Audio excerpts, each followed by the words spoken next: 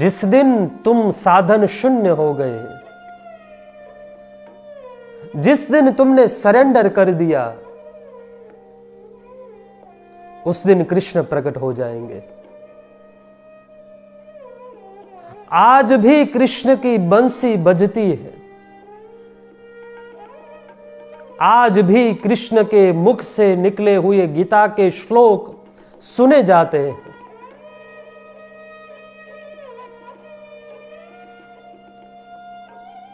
आज भी पीला पीतांबर धारण किए हुए कृष्ण दिखाई दे सकते हैं। लेकिन शर्त सिर्फ इतनी है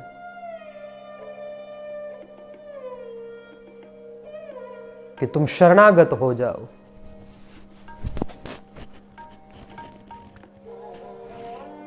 बाधक इसी में है कि हम शरणागत नहीं हो सकते।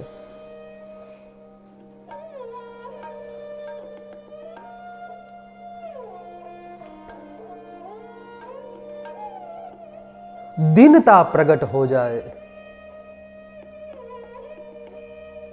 और सदैन्य भाव से जब हम प्रभु के सानिध्य में जाए,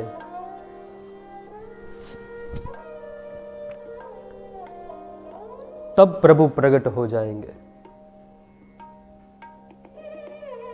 प्रभु तो प्रकट होना चाहते ही हैं। प्रभु तो निरंतर हमें दर्शन देना चाहते ही हैं। कौन ऐसा पिता होगा जो अपने पुत्र से मिलना न चाहता हो? कौन ऐसी मां होगी जो अपने बेटे को अपने गले से लगाना न चाहती हो? लेकिन हम ही ऐसे हैं कि हम जब भी प्रभु हमसे मिलने आते, हम कोई ना कोई आवरण से गिर जाते हैं।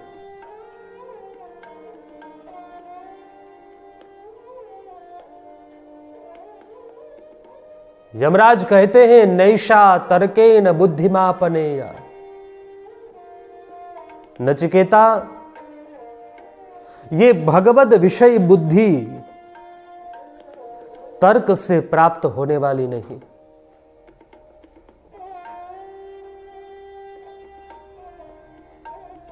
हम थोड़ा बहुत पढ़ लेते हैं तो हमें लगता है कि हम ही सृष्टि चला रहे हैं। कहीं कहीं जगह हम जाते हैं तो लोग कहते हैं कि महाराज हम प्रभु को नहीं मानते।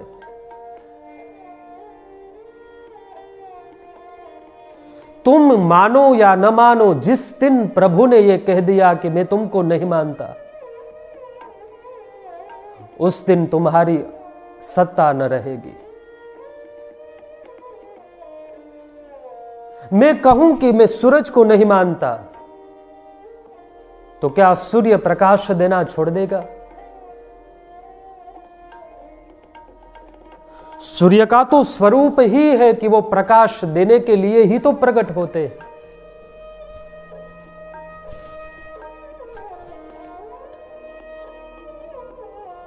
प्रभु को तुम मानो या न मानो,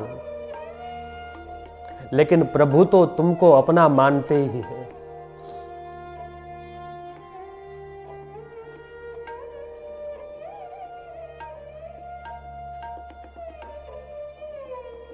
अपने बच्चों को हम संपत्ति दे, हमारा पद दे, हमारी प्रतिष्ठा उनको दे, ये तो सामान्य माता पिता के लक्षण है।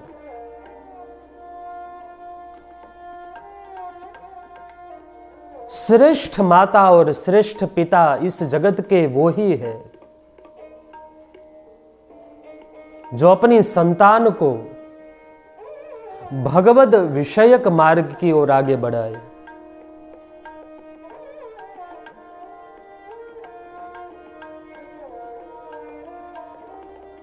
बचपन से ही सत्संग का प्याला अपने बच्चों को पिलाए।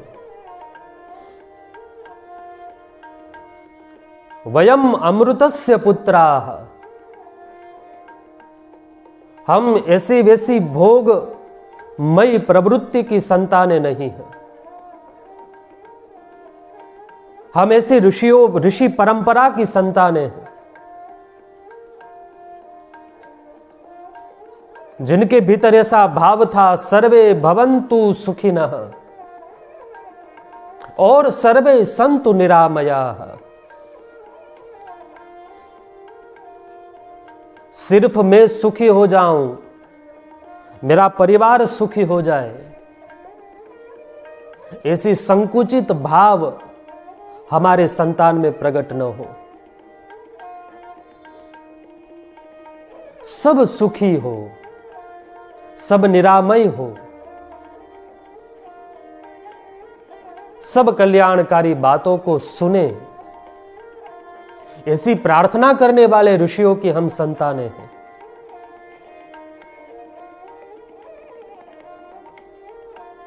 अपने जीवन को ऐसे ही व्यर्थ मत होने दो।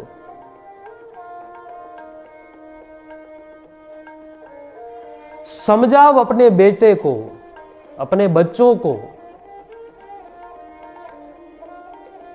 दुर्लभो मानुषो देहो देहिनाम क्षणभंगुरः।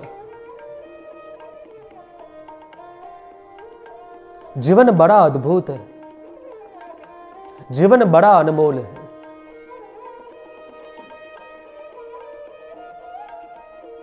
हमें आश्चर्य तो तब होता है कि जिस देश में महावीर ने जन्म धारण किया हो,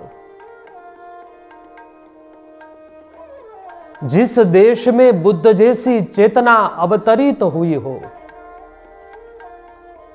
जिस देश के मिट्टी से गुरु गोविंद सिंह जैसे महापुरुष प्रकट हुए हो, जिस देश में कृष्ण जैसी अद्भुत चेतनाएं प्रकट हुई हो, उस देश के वासी क्या डिप्रेशन के शिकार हो सकते?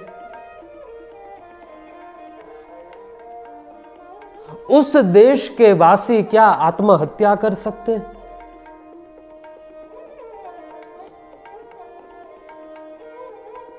लेकिन हमने हमारे संतान के प्रति कभी सजगता दिखाई ही नहीं।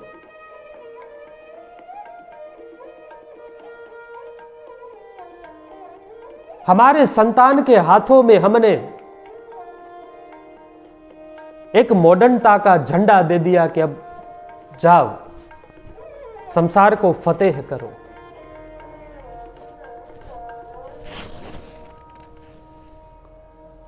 लेकिन हमें समझना होगा, लेकिन हमें हमारे संतानों को बताना होगा कि हम किनकी संतानें हैं। जिस देश में बुद्ध जैसे महावीर जैसे चेतनाएं प्रकट हुई हो,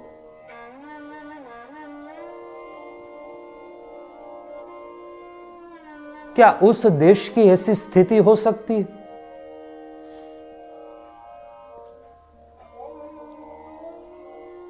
अब कितना हम दुखी होंगे हमारी संस्कृति से दूर होकर।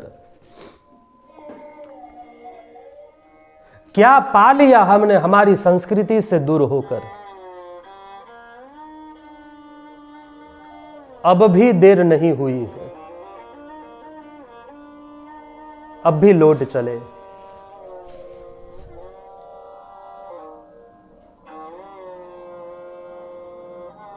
देर आए लेकिन दुरुस्त आए।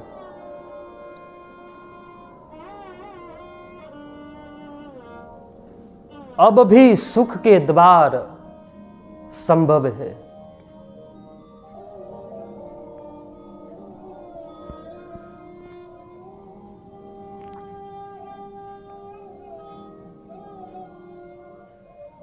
राष्ट्र के प्रति समर्पण की भावना हमारे बच्चों के भीतर हम जगाए। हमेशा कोई कृत्य न करे जिनसे हमारे देश को कोई नुकसान पहुंचे।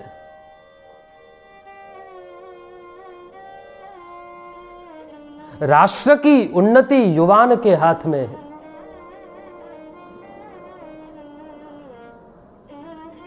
इसलिए हमारे देश के युवान व्यसन से भी मुक्त रहे, निर्व्यसनी हमारा देश बने। व्यसन हो तो देशभक्ति का, व्यसन हो तो युवान के अंदर राष्ट्र के उत्थान का।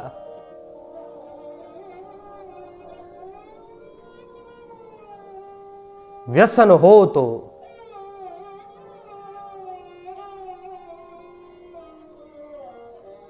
निरंतर देश के कल्याण के लिए कार्य करने का।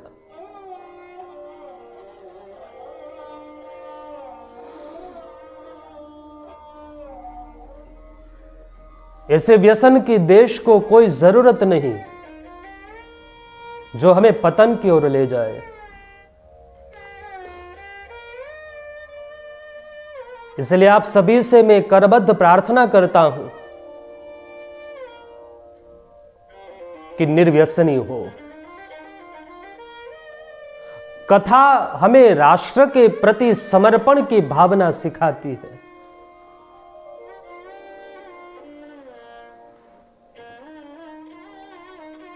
राष्ट्र के प्रति हम कैसे समर्पित हो,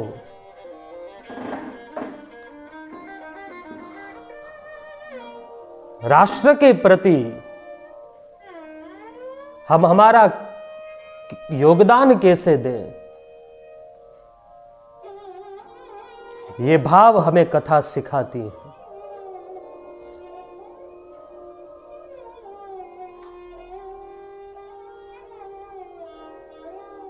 और राष्ट्र हित के लिए ही एक नग्न दिगंबर सन्यासी निकल पड़ा है।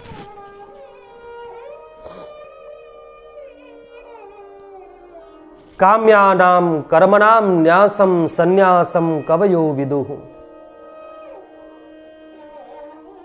कृष्ण क्रांतिकारी इसलिए है क्योंकि कृष्ण कहते हैं कि सन्यासी कौन है? जिनके कर्म अब कामना शून्य हो गए हो। काम्य कर्मों को जिन्होंने छोड़ दिया वही सन्यासी है। अब स्वयं के लिए नहीं लेकिन राष्ट्र के लिए जो जीता है। अब स्वयं के सुख के लिए नहीं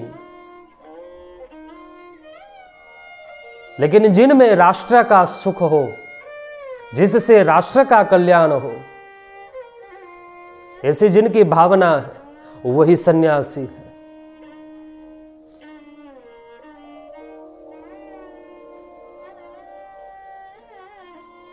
और सर्व कर्म